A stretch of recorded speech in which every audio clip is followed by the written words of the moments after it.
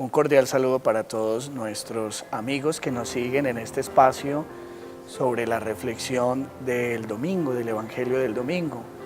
Un espacio para profundizar mejor la palabra de Dios, para que cuando podamos asistir a la Eucaristía y participar de ella, seamos capaces de disfrutar, gozar y hacer que la palabra de Dios sea más fructífera en nuestra vida. Por eso vamos a meditar sobre el Evangelio del tercer domingo de Pascua. Un evangelio muy diciente, muy conocido y sumamente rico en los detalles y en las enseñanzas que nos transmite. Es el Evangelio de los discípulos de Emaús. Un evangelio que la Iglesia ha meditado durante toda su historia con un gran cariño porque realmente tiene un contenido sumamente rico para nuestra vida espiritual. Por eso los invitamos a que escuchemos atentamente la palabra de Dios y a que reflexionemos un poco en torno a esa hermosa palabra que nos ofrece la liturgia de este día.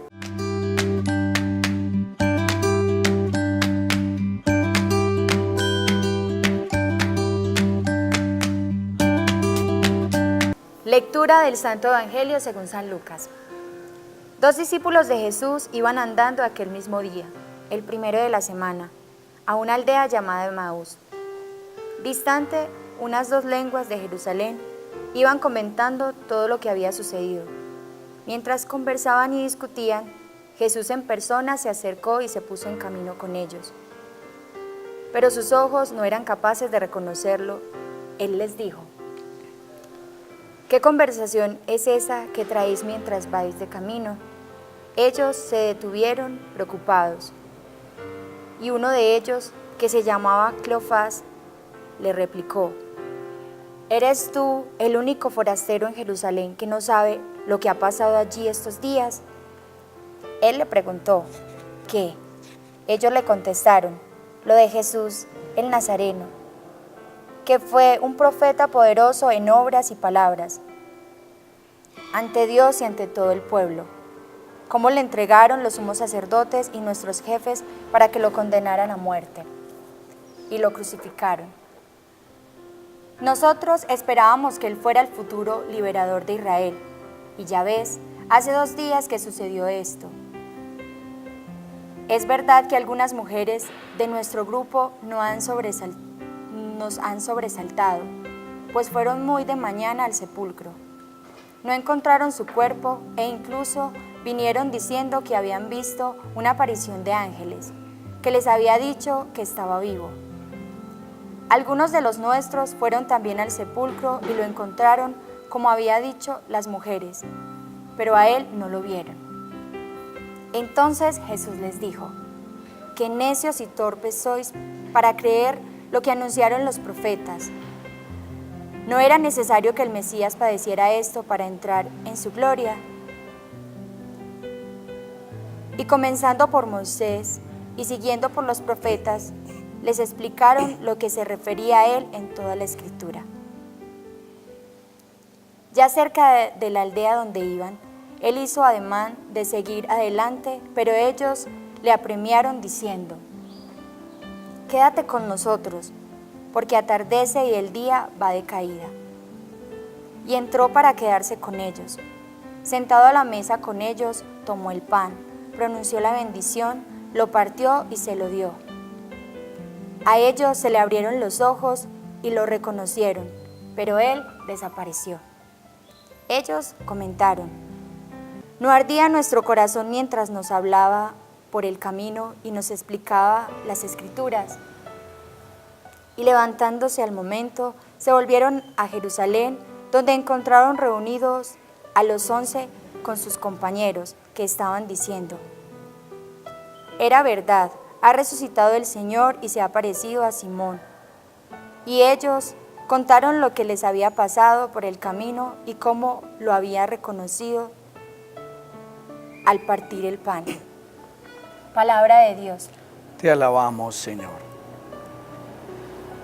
Este hermoso texto que hemos escuchado, vamos a tratar de desglosar al menos algunos de sus aspectos y que nos ayude a nuestra meditación. Yo quisiera iniciar respondiendo o planteando la siguiente pregunta. la gente le dice a uno, si Cristo resucitó, si Jesús está vivo, ¿por qué no se me aparece? ¿Dónde está Jesús? Yo lo quiero ver. Y pues para responder esta pregunta, ¿por qué Jesús como que no se nos aparece a la manera como lo hizo con los apóstoles? Quisiera echar mano de una anécdota que me sucedió alguna vez cuando estaba en la docencia con un estudiante. Estábamos en el grupo hablando sobre la importancia de los signos, de los símbolos. Y este muchacho nos contó la siguiente anécdota. Decía que él en su cuarto, en la habitación de su casa, tenía un tubo de colores. Y un día la mamá, como siempre las mamás que son tan juiciosas, tan hacendosas, llegó a la habitación a hacerle el aseo, en fin, y notó ese tubo y dijo, ay, el hijo mío con esta basura aquí. Y lo cogió para ir a botarlo. Y cuando iba pasando ya por la sala a botar el tubo a la basura, el muchacho se dio cuenta. Y dijo, mamá, ¿usted para dónde va? Me dijo, a botar esto es basura. No, mamá, eso no es basura. Pero ¿cómo que no? ¿Esto para qué sirve? Y la respuesta del muchacho fue, mamá, para ti es basura, pero para mí significa mucho. Y entonces le pregunta a la mamá por qué. Y le dice el muchacho, mamá, porque este tubo lo pintamos, fulanita y yo, el día que nos declaramos nuestro amor. Es el recuerdo de mi primera novia, de mi primer amor. Por eso para mí significa mucho. Es una historia bonita, sencilla y real. ¿Qué nos indica esto? Que para nosotros, todos los seres humanos, que somos seres simbólicos, los símbolos y los signos no solamente nos hablan de un objeto como tal, sino de una realidad que va más allá.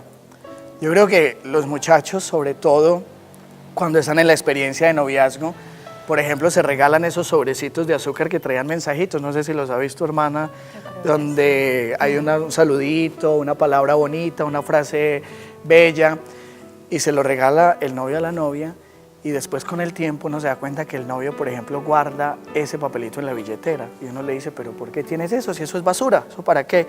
Y dice, no, porque para mí significa mucho. Es decir, que los signos están llenos de significado, están llenos de contenido, sobre todo cuando el signo es traspasado por el amor.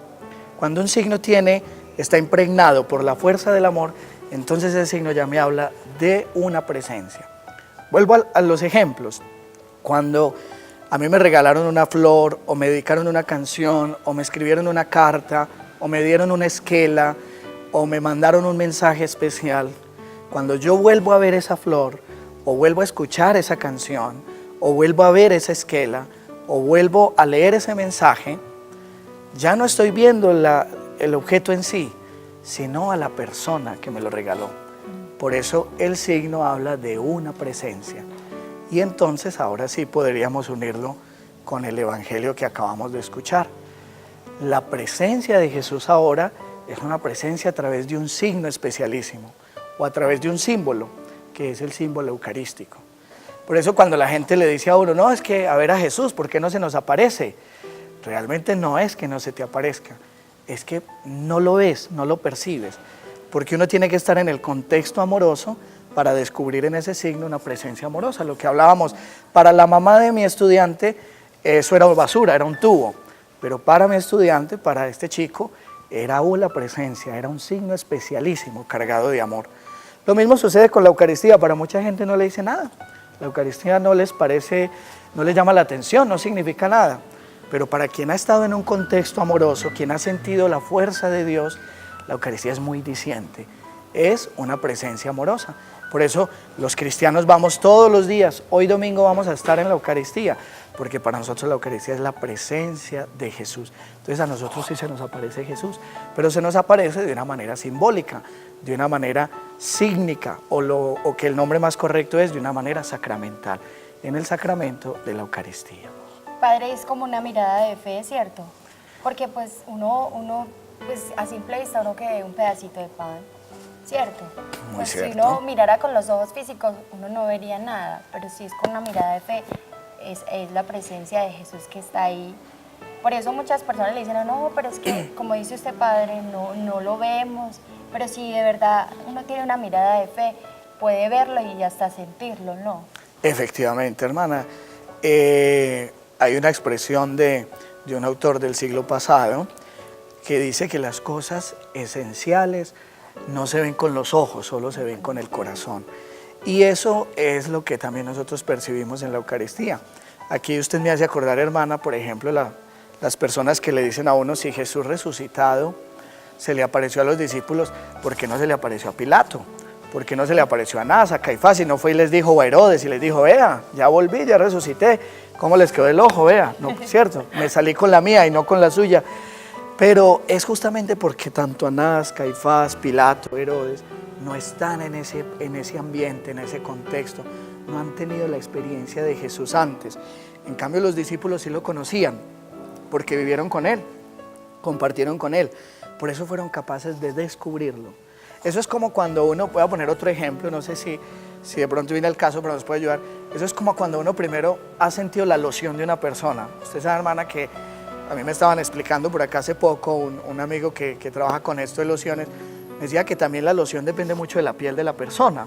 Entonces, cuando uno se echa una loción, eso unido a la piel genera un olor, un aroma particular. Y cuando uno siente esa loción, recuerda a esa persona. Pero hay que sentirla la primera vez. Ya después uno vuelve a sentir el olor, el aroma, a percibirlo, y uno dice, uy, por aquí pasó fulanito, por aquí estuvo fulanito, ¿cierto? Eso fue lo que le pasó a los discípulos. Ellos primero conocieron a Jesús, vivieron con Jesús. Por eso en la resurrección, y en este caso en la Eucaristía, fueron capaces de descubrirlo, de decir, uy, con razón, por aquí pasó Jesús, o mejor, aquí está Jesús. Entonces miren qué bonito que uno primero necesita acercarse un poco a Jesús para descubrir más esa presencia de Él. Cambio Pilato, Herodes, Anás, Caifás, y hoy en día mucha gente que no cree en Jesús, pues obviamente la Eucaristía no les va a decir nada. ¿Por qué? Porque no han sentido esa presencia, ese aroma, por eso les cuesta descubrirlo. Yo creo, padre, que si se le hubiera parecido a ellos, tampoco lo hubieran dicho que era un impostor, o hubieran dicho muchas cosas, tampoco hubieran creído, porque su corazón estaba cerrado. Sí, hermana, eso es muy cierto. El corazón, ¿no? Exactamente. Lo que usted acaba de decir, hermana, es muy importante. Por ahí dicen que uno ve lo que quiere ver. Eso es cierto, en parte. Eso es muy cierto. Pero también, lo que usted dice, hermana, cuando el corazón está abierto, es dócil, es capaz de percibir con mayor claridad las gracias, la presencia de la mano de Dios.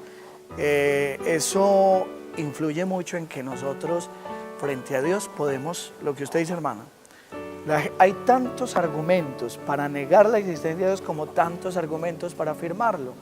Cada quien habla realmente desde su experiencia, porque Dios, más que una realidad objetiva que se pueda medir con un método empírico, que es el método científico, pero que no es el único método para acercarse a la realidad, a Dios se le mide sobre todo es con una experiencia. De Dios, ¿quiénes pueden hablar? Los que han tenido experiencia. Un ciego de nacimiento, ¿cómo me va a hablar de los colores? Muy difícil, no sabe. Un sordo de nacimiento, ¿cómo me va a hablar de la música? Muy difícil. Pero alguien que ha escuchado la música o alguien que ha visto los colores, sí me puede hablar de ellos. ¿Por qué? Porque ha tenido experiencia de eso. Y esa es la Eucaristía.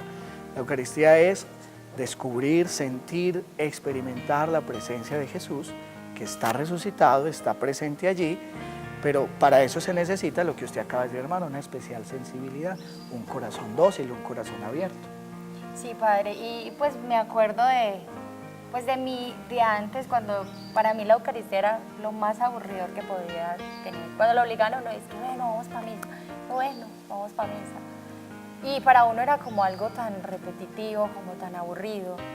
Pero cuando de pronto el Señor toca el corazón, ya uno ve como aparentemente se ve muy parecido todo, pero en realidad Dios todos los días habla en alguna palabrita.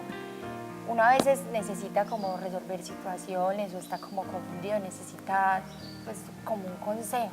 Y a veces no tienen las personas, no encuentran como quién, pero en la Eucaristía el Señor le habla a uno muy claro, ¿cierto, Padre? Sí, hermana, y eso que usted me hacía acordar, creo que era una frase de Facundo Cabral, este cantautor, que nos hacía reflexionar tanto, que decía que a veces en la vida no es que estamos rutinizados, sino que estamos distraídos. Sí. Nos ha faltado tener atención para percibir las cosas bonitas, las cosas importantes, las cosas esenciales.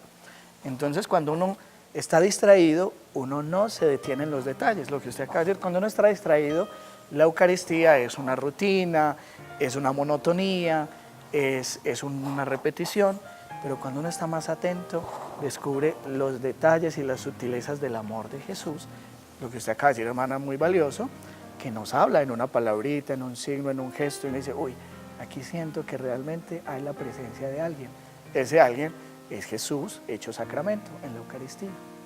Pero hay una cosa que a mí me da como risa, y es cuando la gente le dice a uno, pues como que no fui a misa, pero como que sí, pobrecito Dios, porque yo no fui a misa. Y entonces me da risa porque es que en realidad pues es que la misa no es para yo irle a dar a Dios, porque pues uno que le va a dar a Dios no tiene nada para darle, es para que le dé a uno. Muy Entonces cierto. a mí me da como risa, ¿cierto? Entonces muchas veces uno piensa que ir a la Eucaristía es como hacerle es un favor a Dios. En realidad es Dios que le hace a uno muchos favores. ¿Usted qué piensa? Sí, Padre? sí, por ejemplo, yo lo diría con esta expresión, muy cierto, que uno va a la Eucaristía eso, como para pagarle a Dios algo. Realmente no. Uno va a la Eucaristía, si dijimos ahorita al inicio que la Eucaristía o los sacramentos son una presencia amorosa, que esos son los signos, pues entonces uno va a la Eucaristía a sentir amor, uno va a que lo quieran. La Eucaristía es el amor de Jesús por nosotros.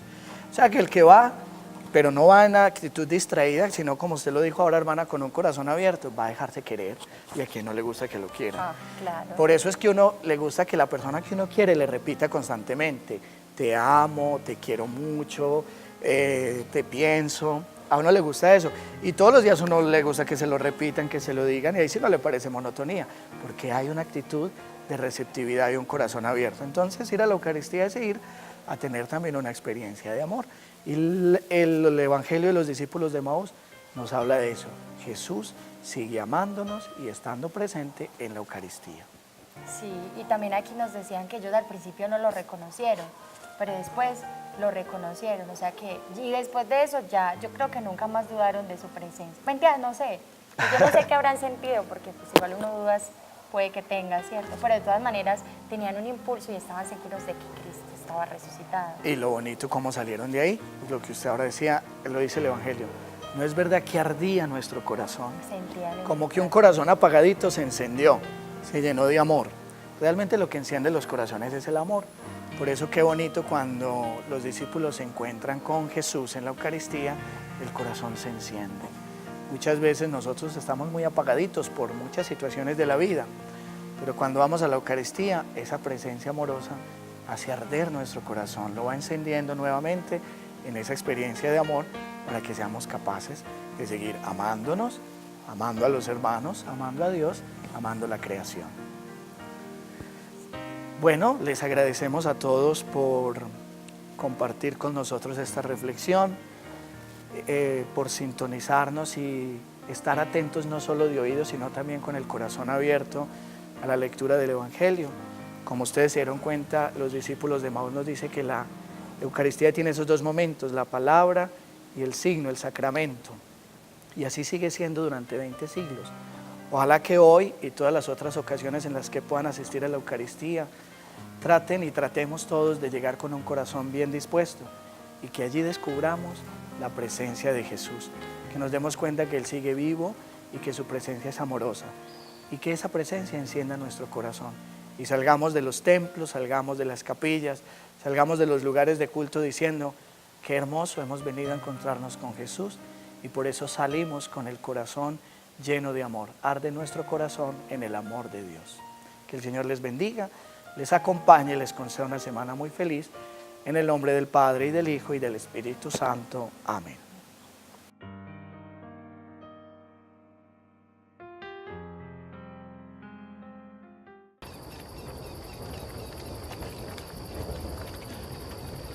Más lento.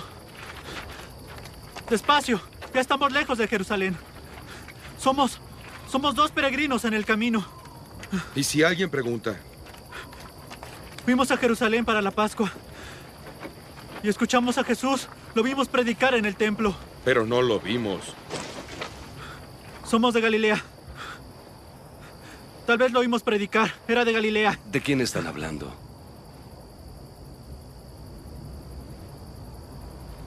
De Jesús de Nazaret. ¿Y qué saben? Era un maestro. Muchos creían que era un líder que nos liberaría. Eso fue lo que nos dijeron.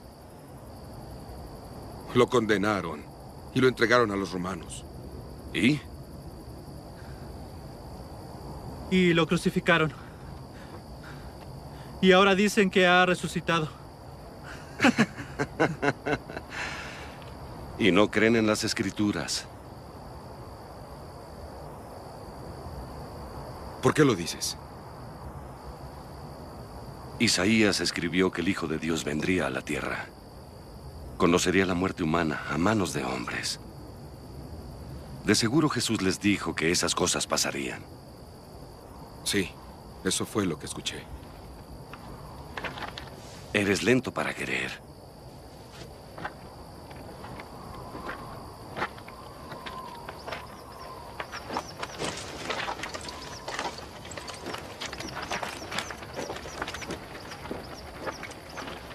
La casa de mi hermano es por aquí. ¿Por qué no nos acompañas a comer? Ven, come con nosotros.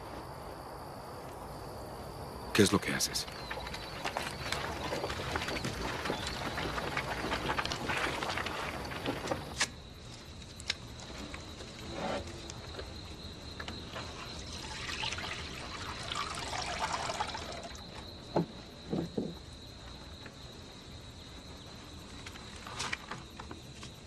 Este es el pan de la vida.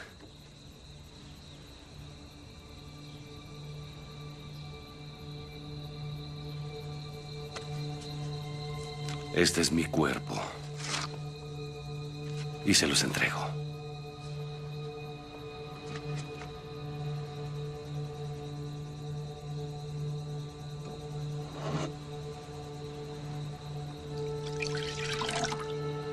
Esta es mi sangre, vertida para sanar a otros.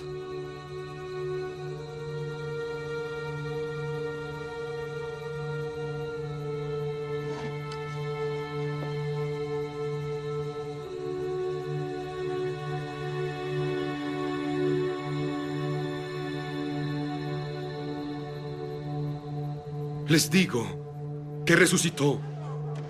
Se nos apareció. Escúchalo. Compartió el pan con nosotros. ¿Por qué no le creen?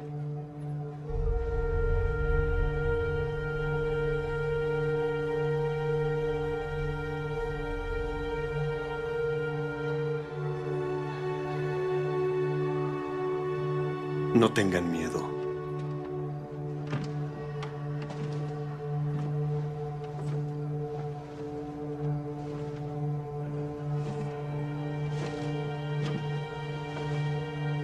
¿Dudan que sea yo? La luz nos hace ver cosas.